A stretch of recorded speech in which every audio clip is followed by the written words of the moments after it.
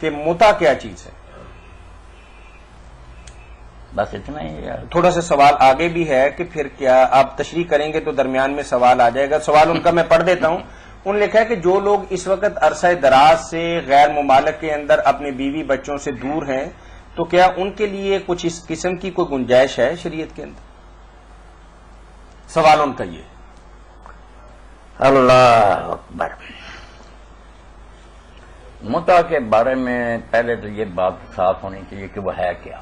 کہ ان کے کتابیں دیکھنے سے پتہ چلتا کہ جو اس پر لکھتے رہتے ہیں ان کا ذہن صاف نہیں. وہ جو کوئی متع کے بارے میں لکھتے ہیں وہ تو صریح زنا ہے کہ شادی شدہ عورت کرے، ایک وقت میں کئی آدمی اس سے تعلق رکھیں، ادھر ایک فارغ ہوا دوسرا اس پر سوار ہو گیا، ایسا متع بیان کرتے ہیں. جس کے بارے میں پھر سوال پیدا ہوتا کہ یار اللہ کے رسول نے فتح مکہ کے بعد حجۃ الوداع تک اس زنا کو جائز رکھا. ایسی بدماشی حضور اجازت دیتے رہے. کوئی برائی چلی آ رہی حضور نہ روکیں وہ الگ بات ہے کہ ابھی حکم نہیں ہے، مگر یہاں تو اذن دیتے ہیں. مولانا کال لیں گے.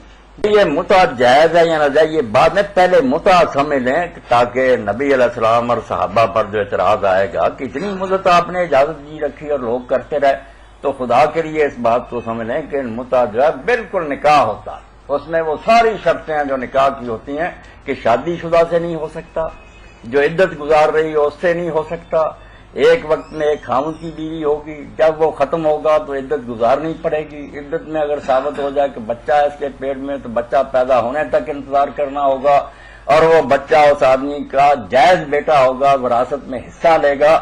سارے قانون وہی، اور مسلمان ہو یا اہل کتاب ہو ایسے ہی ہوگا. سارے وہ قوانین و قواعد جو نکاح بالکل نکاح ہوتا ہے. صرف فرق یہ ہے کہ دوسرا نکاح جو ہے یہ طلاق سے یا موت سے ختم ہوتا ہے. وہ نکاح جو ہوتا ہے اس میں جو مدت مقرر ہے وہی طلاق ہے، جب وہ مدت پوری ہو جاتی ہے نکاح ختم ہو. باقی سارے قاعدے قانون نکاح وارث ہوتی ہے. عاقرہ سے بھی ہو سکتا ہے. ہاں وہ عاقرہ سے بھی ہو سکتا ہے، مگر اس کے لیے کہ اس کے وارثوں سے اجازت لی جائے. اور یہ بھی ہے کہ شیعہ حضرات نے بھی خیر کھلی چھٹی دے دی. ان کی حدیثوں سے بھی یہی پتہ چلتا ہے کہ یہ اجازت صرف سفر میں تھی. جن کی بیویاں گھروں میں موجود ہیں ان کے لیے نہیں تھی. جو لوگ سفر میں ہوتے تھے اور ایسا موقع آ جاتا تھا کہ خطرہ پیدا ہوگا کہ زنا میں ان کو اجازت تھی. ہماری حدیثوں میں بھی یہی ہے، وطن میں ہوتے ہوئے آپ نے اس کی کبھی اجازت نہیں دی. اب ہمارے ہاں تو یہی ہے کہ اللہ کے رسول نے آخر میں اس کو بند کر دیا، روک دیا.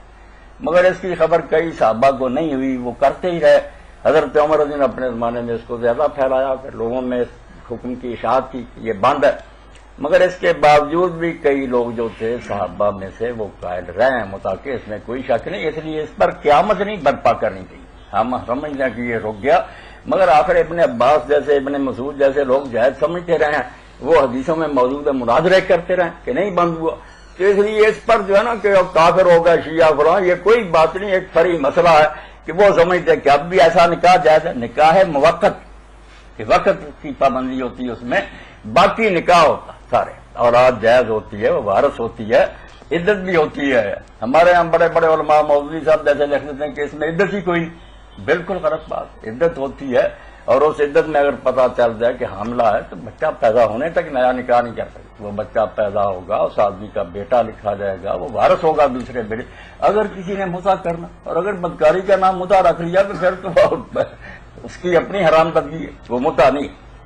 اس لیے جو رسول اللہ نے اجازت دی رکھی نا وہ ایک نکاح تھا پورا، سارے قانون سے نکاح کے.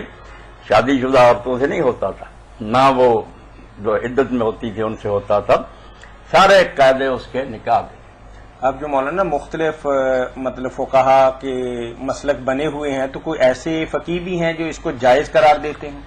نہیں، اہل سنت میں سے کوئی نہیں دیتا. خواہ وہ اہل حدیث ہیں یا اہل فقہ، یہ تو سب کہتے ہیں کہ بند ہو گیا. صرف شیعہ حضرات جو ہے نا ان میں سے بھی یہ امامیہ جو ہے یہ مانتے ہیں. علامہ زیدی جو ہے یمن کے وہ بھی کہتے ہیں کہ بند ہے. مگر اس میں آپ دیکھیں نا کہ شیخ عبدالعزیز ابن باز رحمۃ اللہ علیہ کے ساتھ جو دوسرے مفتی تھے انہوں نے کیا راستہ نکالا. بات وہی ہے، ایک چور دروازہ نکال دیا جس پر صالح حسینین جیسے بیچارے روئے بھی کہ کیا کر رہے، وہی متع نام اور رکھ لیا.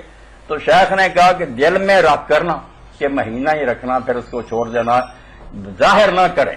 اگر کہہ دیں عقد میں اتنی مدت پھر متع بن جائے گا.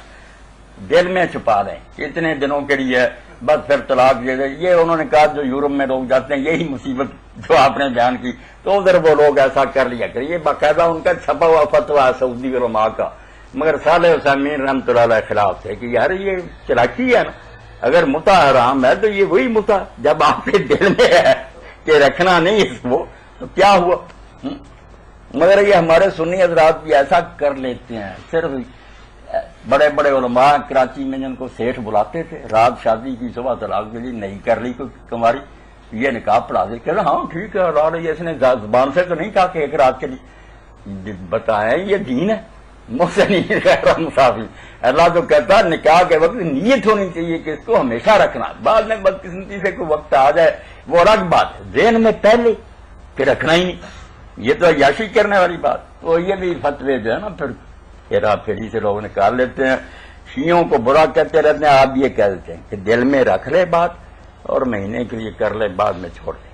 میرے خیال شیخ بن باز صاحب کے فتوے پہ عمل نہیں ہو رہا ہے، ممکن انہوں نے فتویٰ ضرور فتویٰ دیا اور صالح عثیمین کا رد بھی ہے اس پر، بالکل۔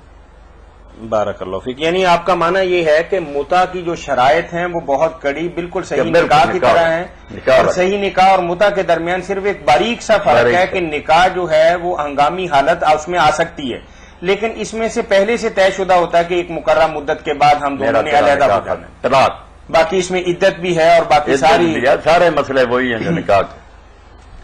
تو شرعی اعتبار سے اب جو لوگ بیرونی ممالک میں رہتے ہیں تو مولانا نے جیسا کہ فرمایا اور بتایا کہ شرعی اعتبار سے متا جو ہے اللہ کے نبی صلی اللہ علیہ وسلم نے حجۃ الوداع کے موقع پر اس کی ممانعت کر دی، اور اس ممانعت کے باعث آج کوئی بھی بندہ اس کو جائز قرار نہیں دیتا۔ اگر کوئی بھی بندہ اس پر عمل کرتا ہے تو سمجھے کہ صریحاً لڑکاری کا اور اللہ کے نبی صلی اللہ علیہ وسلم کے احکامات سے روگردانی کر رہا ہے۔ جی